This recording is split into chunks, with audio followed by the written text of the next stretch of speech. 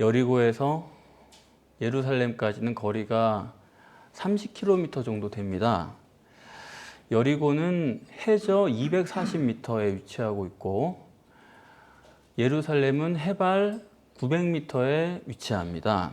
그러니까 여리고에서 예루살렘까지는 성지순례 가보시면 알아요. 계속 오르막길입니다. 더군다나 여리고와 예루살렘 사이에는 그 무서운 유대 광야가 펼쳐져 있습니다. 집 한 채, 풀 한 폭이, 나무 한 그루가 없는 곳이에요. 그런 데를 예수님께서 가셨다는 건데, 그러니까 예수님께서 지금 나귀 새끼를 빌리신 거를 보면은 나귀를 타고 계시지 않은 거고, 걸어서 예루살렘에 오후쯤이라도 도착을 할 것 같으면은 여리고에서 이른 새벽에 아주 깜깜할 때 출발을 하셨을 것입니다.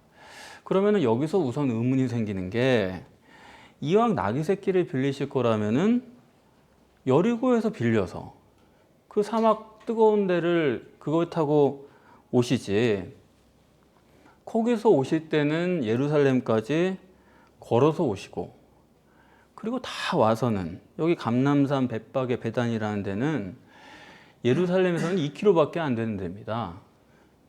다 와가지고는 나귀 새끼를 빌린 거예요. 여기까지 걸어오셨으면 남은 2km도 그냥 걸어가시는 게 낫죠. 자기 것도 아닌 남의 나귀 새끼를 빌려가지고 그걸 타고 나귀를 타고 예루살렘 입성을 하셨을까? 왜 그러셨을까? 우선 그 생각을 하게 되죠. 그러니까 그게 강조법이에요. 그런 생각이 나게 하는 게. 예수님께서 예루살렘을 가시는 이유를 늘상 말씀을 하시는데, 이유가 십자가에 죽으러 가신다는 거예요. 그러면 마치 도살장에 끌려가는 양처럼 그런 모습으로 들어가셔야 되는데, 오늘 본문은 정반대로 마치 개선장군처럼 승리자로 영광자로 그렇게 들어가시게 됩니다. 그것을 위해서 나귀 새끼를 빌리셨다는 얘기예요. 그럼 본문의 증거는 이렇습니다. 예수님께서 나귀 새끼를 빌려 타시고서 예루살렘으로 들어가실 때 많은 사람들이 오는 우리 조상 다윗의 나라여 가장 높은 곳에서 호산나 그럽니다. 호산나라는 것은 지금 우리를 구원하소서. 그러니까 수천 년 동안 유대인들이 대망해온 메시아가 지금 오시니까 그분에게 우리를 지금 구원하소서. 예수님은 지금 당당하게 메시아로서 예루살렘에 입성을 하시는 것입니다. 그러니까 여기까지는 여러분들 다 아시는 내용이잖아요. 예수님께서 예루살렘까지 걸어오시다가 남의 나귀 새끼를 빌려 타시고서 입성하신 이 사건은 내복음서 모두에 기록을 하고 있고, 그만큼 이것이 얼마나 중요한 사건인가에 대해서는 2000년 교회가 다 인식을 하고 있습니다. 그럼에도 불구하고 아마 제가 볼 때 성경을 잘못 해석하는 것 중에 가장 잘못 해석하는 본문이 바로 여기가 아닐까, 그런 생각이 들었어요. 본문이 두 부분으로 나뉘어 있는데 1절에서 6절까지는 예수님께서 제자들을 맞은편 마을로 보내서 나귀 새끼를 데려오라고 하신 것입니다. 그게 1절에서 6절까지예요. 그리고 7절부터 10절까지는 그 구해온 나귀 새끼를 타시고 예루살렘으로 입성하시는 거예요. 물론 사건은 이렇게 시간적으로 무르르듯이 자연스럽게 흘러가고 있습니다. 그러나 성경은 그렇게 볼 수가 없는 거예요. 제가 몇 번 말씀드린 것처럼 여기서 주제가 뭐냐 하는 것을 우리가 결정을 해야 됩니다. 두 가지 내용이 있기 때문에 어떤 것이 주제고 어떤 것이 부제냐. 한쪽이 주제면은 다른 한쪽은 자동적으로 부제예요. 그렇기 때문에 여러분들이 이걸 미리 읽어보시면서 어느 쪽이 주제고 어느 쪽이 부제냐, 그런 고민을 하셨죠? 어느 쪽이 주제입니까? 나귀 새끼를 빌려오는 게 주제입니까? 아니면은 예루살렘 성에 입성하시는 호산나, 그쪽이 주제입니까? 사람들이요, 나귀 새끼를 구해온 이게 이해가 안 되는 거예요. 읽어보면은 건너편 마을에 제자들을 보내서 자기 것도 아니고 남의 나귀 새끼를 데리고 오는데 가만히 있을 테니까 풀어와라. 그럼 당연히 주인이 이거 뭐 하는 거야? 그럴 거 아니에요. 그러거든 주가 쓰시겠다 하라. 그러면 줄 거라는 거죠. 이 기록이 뭐예요? 그래서 이 주석이나 이런 거를 보면은 여기 주석이라는 말씀 제가 드리는 이유는 아무나 쓰는 게 아니고 주석은 기독교의 당대의 최고봉들이 쓰는 겁니다. 성경이나 신학에 대해서 완벽한 정립을 한 사람들이라고 자부하는 분들이 쓰는 거예요. 그게 남아있는 건데 주석이나 이런 걸 보면은 어떻게 이걸 해석하냐면 예수님께서 이 베단이라는 데는 요한복음 같은 데는 여러 번 온 걸로 기록을 하고 있습니다. 그러니까 예수님께서 이전에 베다니에 오셨을 때 나귀 주인과 사전에 약속이 됐다는 거죠. 그래서 마치 제자들 입장에서는 이게 뭐지? 이거 암호인가? 뭐 이런 생각이 들 정도로 뜬금이 없지만은 이미 사전에 얘기가 된 거기 때문에 가서 달라 그러면은 나귀 새끼를 풀어준다. 그런 식으로 해석을 하고 있습니다. 이거는 개신교, 천주교가 다 공통이에요. 근데 이거를 왜 이렇게 하고 넘어갈 수가 있냐 하면 어차피 호산나가 주제이기 때문에 호산나하고 들어가는 게 중요한 거지 뭐 나귀 새끼를 어떻게 빌려왔는지는 그게 좀 이상하지만은 그건 뭐 중요한 사건이 아니니까 어차피 나귀 새끼는 부차적인 얘기니까 이해가 안 되고 이게 뭔가 싶지만은 그래도 그건 별거 아니니까 하고 그냥 넘어간다 이런 겁니다. 그래서 여러분도 우리에게 오시기 전에 종려주일이란 거 들어보셨죠? 그렇게 하는 교회가 지금도 많지 않습니까? 종려주일이란 게 결국 뭐냐 하면 오늘 본문의 주제가 호산나라는 거예요. 종려주일이라는 거는 그 유래는 요한복음에만 기록이 되어 있는데 예수님께서 예루살렘 성에 입성하실 때 사람들이 종려나무 가지를 베어다가 흔들고 길에 펴고 이렇게 호산나 그랬다고 그래서 그걸 기념하는 종려주일입니다. 그런 것처럼 본문의 주제를 뭘로 이해한 거냐? 바로 호산나. 이것이 주제다. 그러니까 나귀 새끼는 별게 아니다. 그런 얘기예요. 다 그렇게 돼 있는 거예요. 그러면은 주님께서 여기까지는 한번 생각을 해봐야죠. 주님께서 남의 거를 나귀 새끼를 빌려다가 타시고 굳이 예루살렘 성에 그렇게 입성하신 이유가 뭘까 하면은 호산나를 주제로 한다고 그러면요. 그 이유는 뻔하죠. 예수님께서 이러한 퍼포먼스를 하려는 거죠. 그걸 위해서 나귀 새끼를 빌린 것입니다. 제가 이것이 약간 잘못된 해석이라는 식으로 여러분들에게 암시를 드렸기 때문에 여러분이 그것은 잘못된 해석이구나 라는 것을 어느 정도 속으로 염두에 두고 계실 거예요.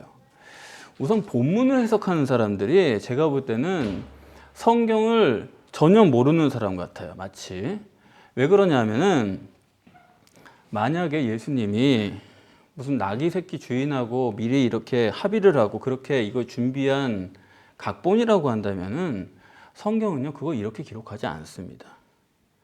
이런 거는 아예 성경 기록을 안 하거나 기록한다 해도 인간관계에서 이루어진 일들에 대해서는 아주 간단하게 처리를 해버리고 말아요. 예컨대 그냥 예수님께서 벳바게 근처에 오셨다가 나귀 새끼 한 마리를 빌려 타시고 예루살렘 성에 들어오셨다. 이 정도로만 기록을 하거나 아니면 아예 그냥 어디서부터 타셨는지 모르지만 미리 타고 오신 것처럼 그냥 그렇게 처리를 해버리지 그런 거를 여기서 뭘 어디 가가지고 풀어오고 뭐라고 그러거든 이렇게 하고 이런 복잡한 기록은 성경은 전혀 하지 않습니다. 성경 어디에도 그런 게 없어요. 그렇기 때문에 그냥 오늘 꼭 타고 오신 거라고 기록을 하고 싶으면은 벳박에서 하나 얻어 타고 오셨다 이렇게 한 절로만 기록하지 이렇게 6절이나 할애할 필요가 전혀 없다고요. 성경은 그러질 않는다고요. 그런데 본문이 어떤 게 문제가 되냐면 나귀 새끼를 끌고 온 이 내용이 무려 6절이에요. 짧게 봤을 때. 길게 보면 8절의 내용입니다. 그리고 예수님이 나귀 새끼를 타고 가시는 내용은 길게 보면 넉 절이고 짧게 보면 2절밖에 안 돼요. 아니 미리 약속해서 다 정해놓은 각본대로 하는 거라고 한다면 그거를 뭐 6절씩이나 할애해가지고 그러면 그렇게 쓰려면 미리 합의가 된 내용이다. 이렇게 쓰지 그런 게 아닌 바에는 못하러 6절이나 이렇게 들여가지고 그렇게 생각하는 사람들은 성경을 하나님 말씀으로 보는 게 아닙니다. 얼른 보면은 여기서 나귀 새끼를 구해오는 건 별 얘기가 아니고 호산나 그것이 주제로 보이지만은 정반대예요. 오히려 본문의 주제는 나귀 새끼를 구하는 데 초점이 있는 것이지 호산나는 아니에요. 여러분이 이 점을 못 보시면은 이거 성경 헛보는 겁니다. 저는 옳고 그른 걸 얘기하자는 게 아니라 헛보지 말자는 거예요. 헛된 얘기를 하지 말자는 거예요. 시간도 없는데 헛된 얘기를 왜 우리가 인생을 낭비합니까? 여러분, 만약에 이렇게 나귀 새끼를 구해오는 것이 주제가 아니고 호산나가 주제고 나귀 새끼 주인하고 약속하고 그랬다, 그렇게 해석을 한다면은 그때는 그런가 보다 하고 모면할 수가 있어요. 그렇지만 그런 사람들은 다 그 다음 해석에 가면 금방 막힙니다. 뭐냐 하면 예수님께서 나귀 새끼를 쭉 타고 나가실 때 여기 보면은 많은 사람들이 앞서거니 뒤서거니 하면서 호산나 환호성을 지릅니다. 그러면은 그 사람들하고도 예수님께서 얘기를 맞춰 놓은 건가요? 나귀 새끼 주인하고는 얘기를 맞춰가지고 이렇게 하면 이렇게 하라 얘기가 되지만 지금도 나귀 새끼를 타고 그냥 올라가는데, 아니 여러분, 당시에 나귀라는 거는 일단 부자는 안 타요. 그거는 서민들이 타는 대중교통수단입니다. 예수님 나귀 타고 올라가실 때요, 옆에 나귀 타고 올라가는 사람 수두룩해요. 그런데 사람들이 환호성을 지르고 앞서거니 뒤서거니 할 때는 어떻게 된 거예요? 그 사람들은 또 이것도 나귀 새끼 주인이랑 합의한 것처럼 사람들이 이렇게 모여가지고 계획을 짜가지고 이런 퍼레이드를 벌였다라고 생각을 하지만, 누가복음에 따르면은 여기 예수님을 지금 쫓는 사람들이 수만 명이 됩니다. 그 수만 명하고 다 얘기가 약속이 돼가지고 지금 같으면요 버스로 동원하죠. 그런 게 아닌데 지금 이렇게 앞서거니 뒤서거니 그냥 나귀 타고 들어오는 한 사람을 위해서 사람들이 환호성을 지르고, 이게 가능한 얘기입니까? 따라서 나귀 새끼를 풀어 가져온 거나 무리가 호산나한 것은 이거는 사람들끼리 미리 인본적으로 준비한 사전의 사건이 아니고 이거는요 하나님이 역사하신 거예요. 이거 우리가 명확하게 볼 수 있어야 됩니다. 하나님께서 모든 사람의 마음속에 일일이 다, 그리고 나귀 새끼를 빌릴 때도 그 주인의 마음에 일일이 다 역사하셨다는 것입니다. 아니 예수님께서 나귀 새끼를 타고 입성하시는 것은 스가랴서 9장 9절의 예언의 성취예요. 그 말은 뭐냐면 이건 더 말할 것도 없이 하나님의 역사로 해석을 해야 되는 거지, 사람들이 뭘 해가지고 그걸로 퍼레이드를 만들었다 이런 식으로 해석하는 것 자체가 하나님의 말씀을 이게 그냥 무시하는 거죠. 본문이 카이로 시작하거든요. 그 말은 뭐냐면 마가복음 10장 32절부터 이어지는 거예요. 그때도 예루살렘을 향해 가실 때 제자들과 쫓는 사람들의 마음에 두려움과 놀람이 임했지 않습니까? 이건 그 사람들의 생각이 아니었어요. 그건 하나님의 전적인 역사였어요. 다른 이유가 없습니다. 다시 말하면 마가복음 10장 32절부터 참고로 오늘뿐만 아니라 마가복음 13장 8절까지 그게 다 하나의 내용이거든요. 그렇다면은 이 본문의 주제도 명확해지는 것입니다. 마가복음 10장 32절에서는 예수님께서 하나님 되심을 증거했잖아요. 예수님이 앞서가시면서 사람들의 마음에 놀람과 두려움이 임하게 역사하신 것입니다. 예수님은 사람의 심령 속에 역사하실 수 있는 능력이 있는 분이세요. 그래서 제자들이 놀라고 두려워했다는 것입니다. 근데 그것을 간접적으로만 거기서 얘기했는데 여기서는 아주 실제적으로 증거하는 것이 본문이에요. 사람들의 마음속에 주님이 어떻게 역사하셨는가를 실제적으로 보여주는 것입니다. 그러니까 주님께서는 맞은편 마을로 가서 이렇게 하라, 그 상황과 그 사람의 마음을 다 보고 계시고 주관하고 계신 거예요. 예수님은 벌써 시공을 초월해 계신 거예요. 상황을 다 알고 계신 거예요. 마찬가지로 호산나 하는 이런 사건들도 이 사람들의 마음을 주님께서 다 주관하고 계신 거예요. 그래서 여러분, 본문은 예수님이 예루살렘에 나귀 타고 입성하시는 종려주일의 호산나가 주제가 아닙니다. 여전히 마가복음 10장 32절에서 34절, 그리고 요 전단락 소경 바디메오부터 본문까지 이르는 주제는 같아요.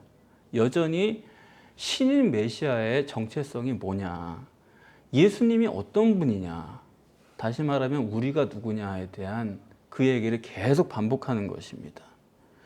오늘 본문을 나귀 새끼를 구해오는 것을 주제로 보지 않으면요, 여러분 절대로 그렇게 해석할 수가 없습니다.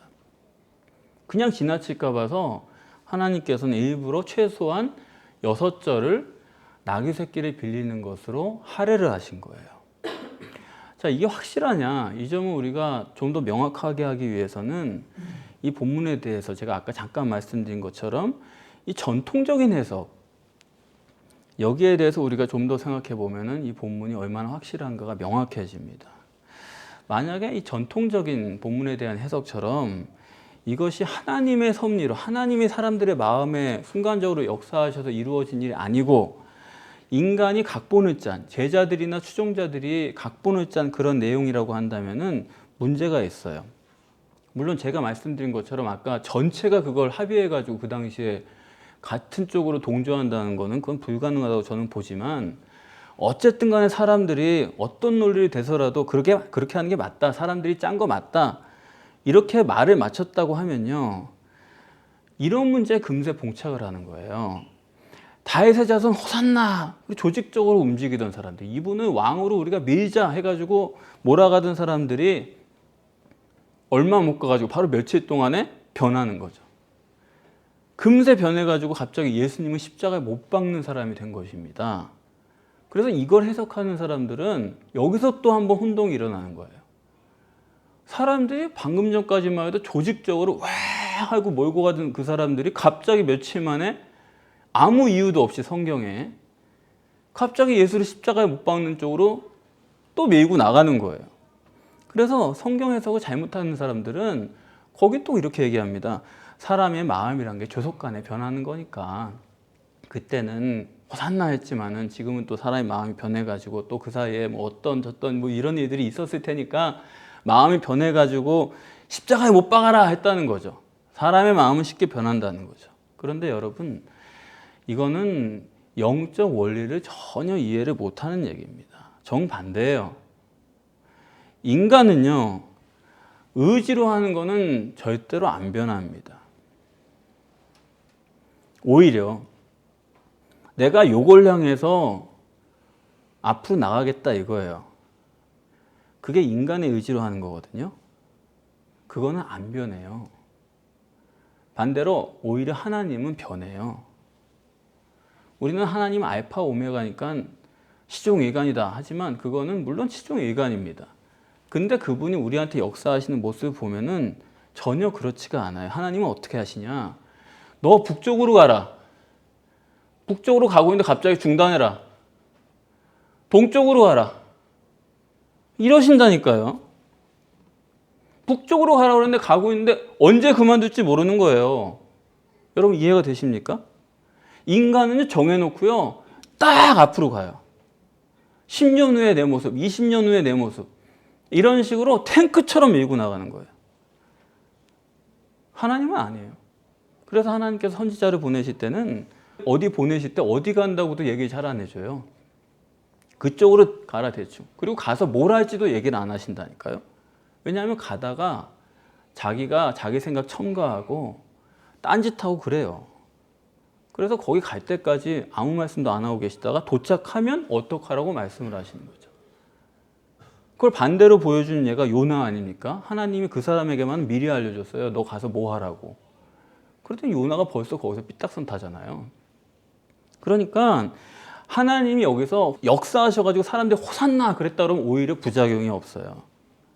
왜냐하면 그때 하나님이 역사하셔서 순간적으로 호산나 했지만 하나님이 떠나시고 나면 제정신 차리고 나니까 충분히 또 사람들 말 듣고 예수를 십자가에 못 박아라. 그럴 수가 있다 이 얘기입니다. 베드로가 주는 그리스도시요 살아계신 하나님의 아들이십니다 해놓고 곧바로 제정신 차리니까 사탄아.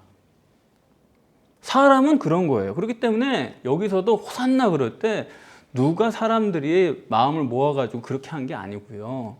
그렇게 해석하면 부작용이 너무 많은 거예요. 여기서는 하나님이 역사하신 거예요. 다시 말하면 하나님이 역사할 때만 그 사람은 선하고 의로울 수가 있고 하나님이 역사할 때만 바른 얘기를 할 수 있는 거고, 하나님이 역사하실 때만 호산나. 하나님이 역사하시니까 나귀 새끼도 빌려주는 거죠. 그렇지 않습니까? 그래서 우리 교회 신앙은요, 이게 참 어려운 점이 있어요. 종교가 된다고 하면은, 도처에 종교가 많은데 종교가 되려고 하면요, 여러분의 의지와 결단으로 초지간 밀고 나가세요. 이렇게 얘기해 버립니다. 그렇게 얘기하면 쉬워요. 여러분 결단했으니까 지켜야 될 거 아니에요? 갑시다! 근데 우리 교회 영적 신앙은 어떠냐면요, 갈 바를 알지를 못하는 거예요.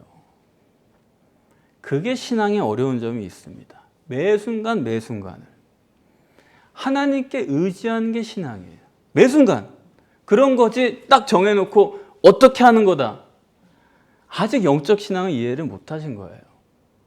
우리 생각에는 내가 그냥 부자 청년처럼 결단하고 십계명을 다 지키고 그렇게 노력하는 거, 그게 어려울 것 같지만 아니요.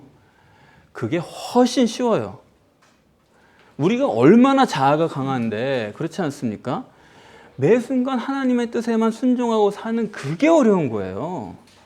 그래서 이 사람들도 하나님이 역사하실 때는 호산나 했어요. 근데 역사 안 하시니까 그냥 사탄이 되는 거예요.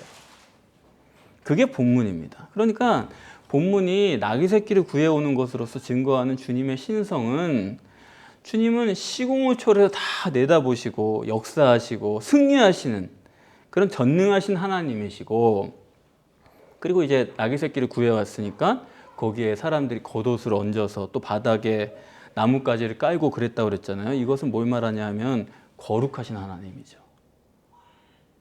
이 속세와 구별된 분이다 이거예요. 그러니까 여기서 나타나는 주님의 신성은 초월해서, 시공을 초월해서 다 아시고 역사하시는 초월적인 하나님이면서 동시에 속세와 이 세상과는 구별된 거룩하신 하나님이다. 그게 예수님의 신성으로 여기 나타나고 있는 거예요. 그런데 이렇게 전지전능하신 예수 그리스도의 육신이 어떠냐? 그게 본문입니다. 그 점이 대단히 중요한 거예요. 본문은 예수 그리스도의 육신에 대해서 완벽하게 정립을 하는 것입니다. 다른 데서는 우리가 예수님에 대해서 이렇게 저렇게 얘기해 볼 수 있어요. 또 예수님의 생김새는 어땠을까? 어떻게 생기셨을까? 뭐 이럴까 저럴까 얘기할 수 있어요.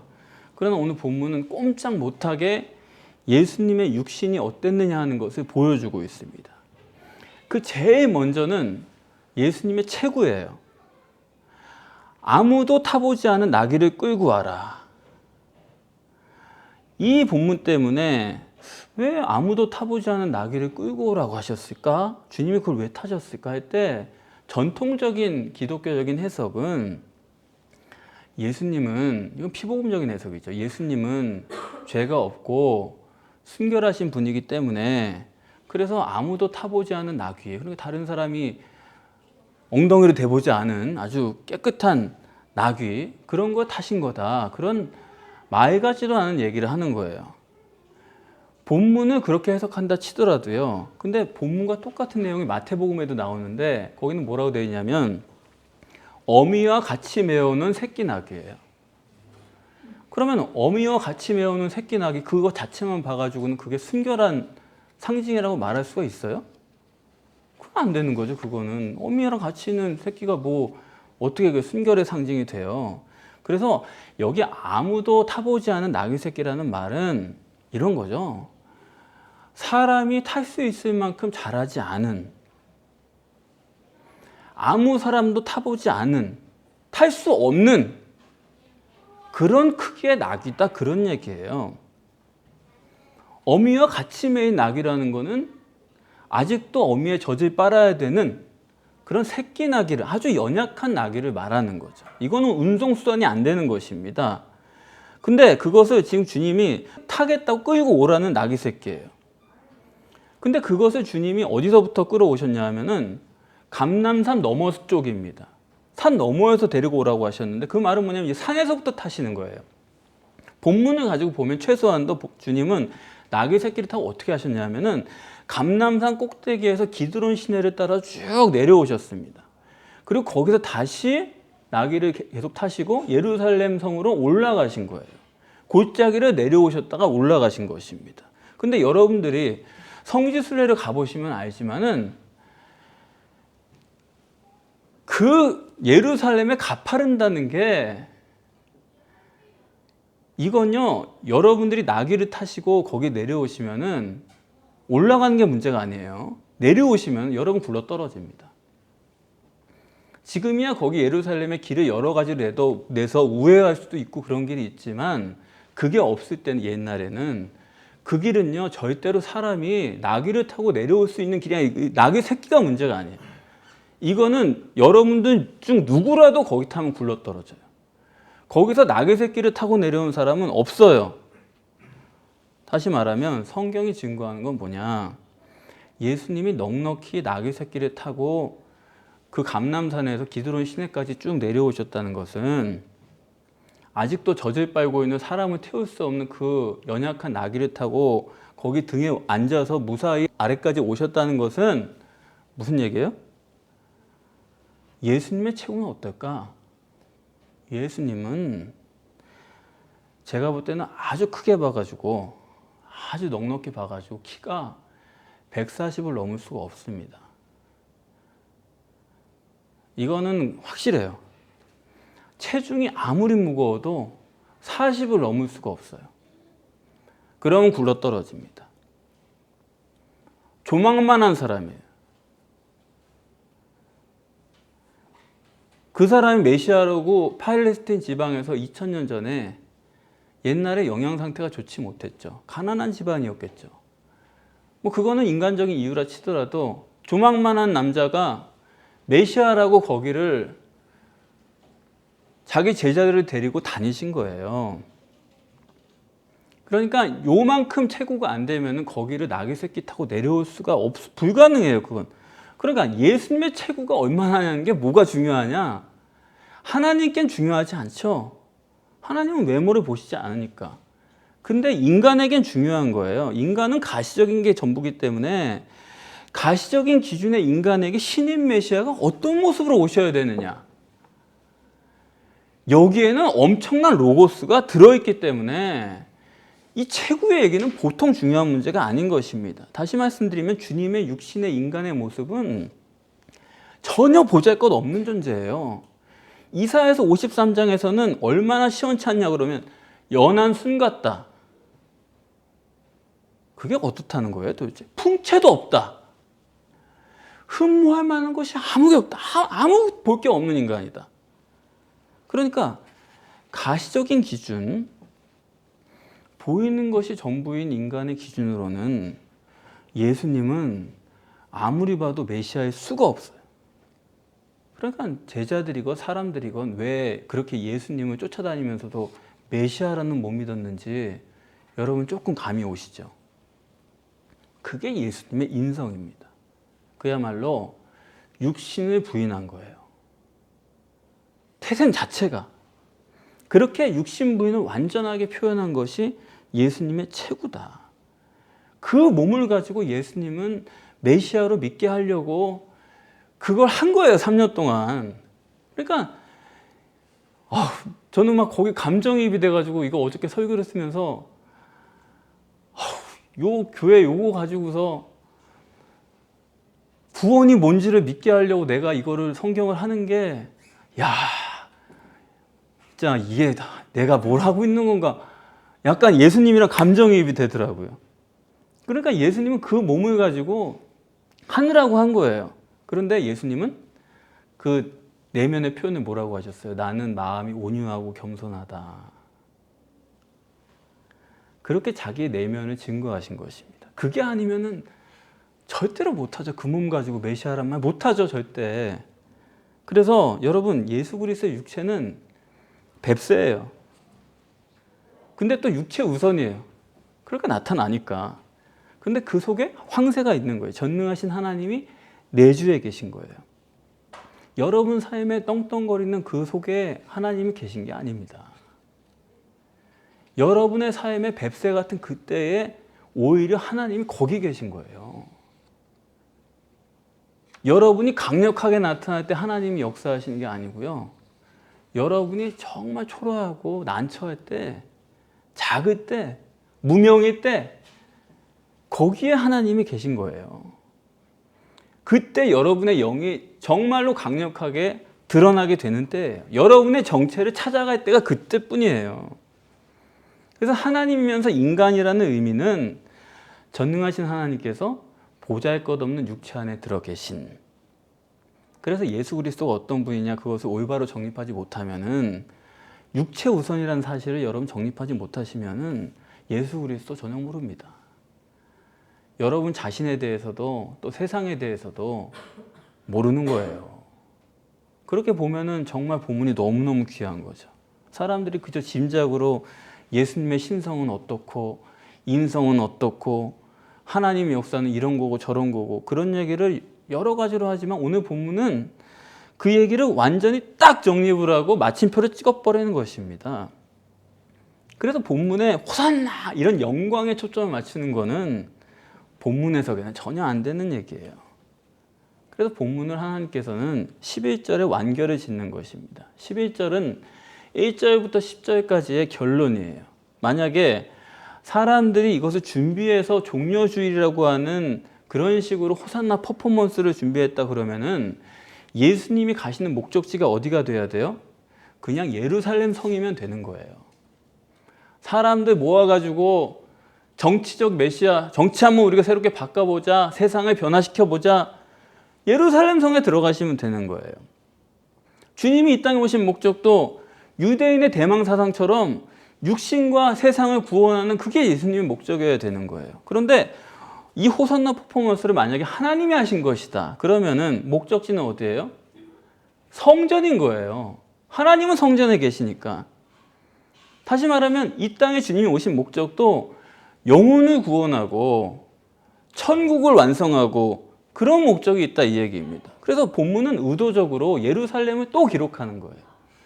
예루살렘은 안 써도 이거 본문 읽는데 저는 시장 어서 빼고 읽어보세요. 무슨 문제가 있나. 일부러 써놓은 거예요. 그래서 예수님이 낙이 타고 입성하시는 그 최종 목적지는 어디예요? 예루살렘 도성은 아니에요.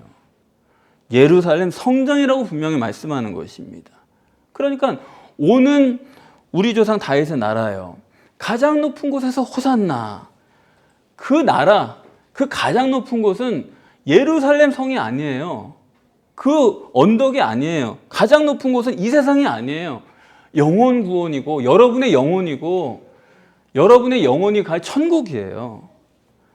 그러면서 오늘 본문에는 그 메시아가 어떤 분인지를 정확하게 증거합니다. 또 여러분의 구원이 뭔가에 대해서 분명하게 말하고 있어요. 뭐라고 그러냐면 이름으로. 이름이래요. 이래요. 주의 이름으로 오시는 이여.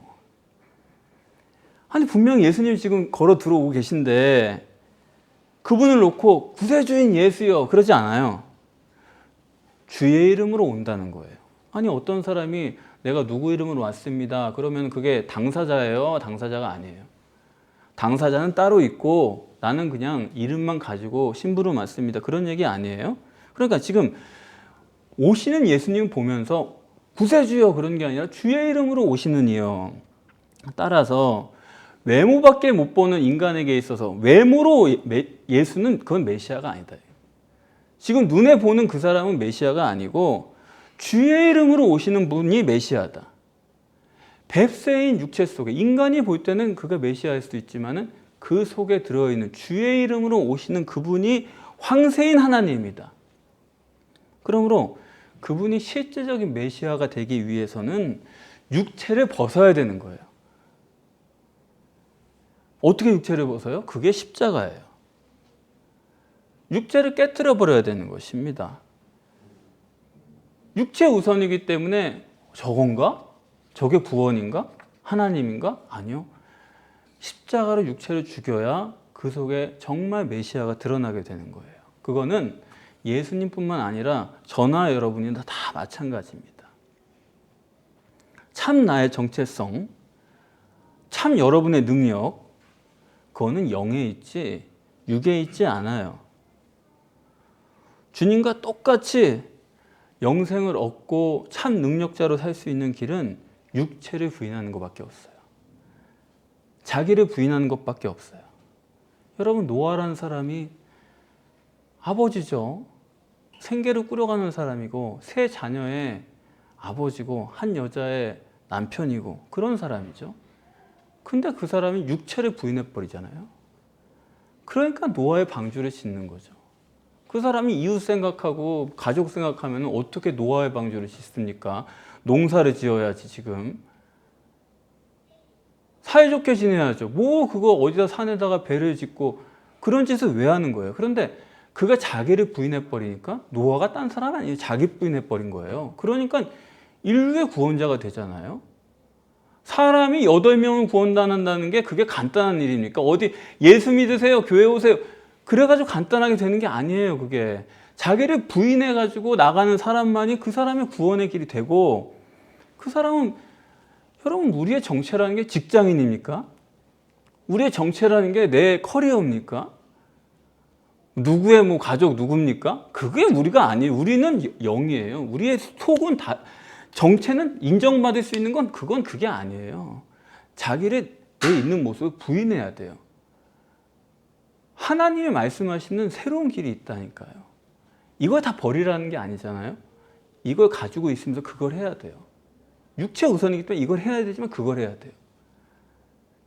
다 어려운 가운데 신앙생활을 하는 거지 절대로 쉬운 길은 없습니다. 그래서 압달락에서도 소경 바디메오가 겉옷을 버려버리고 주님을 따르잖아요. 자기의 생활을 버리지 않고서는 주님을 따를 수가 없는 것이죠. 그런데 이런 일은 역시 우리로 못해요. 성령의 능력으로만 가능한 일입니다.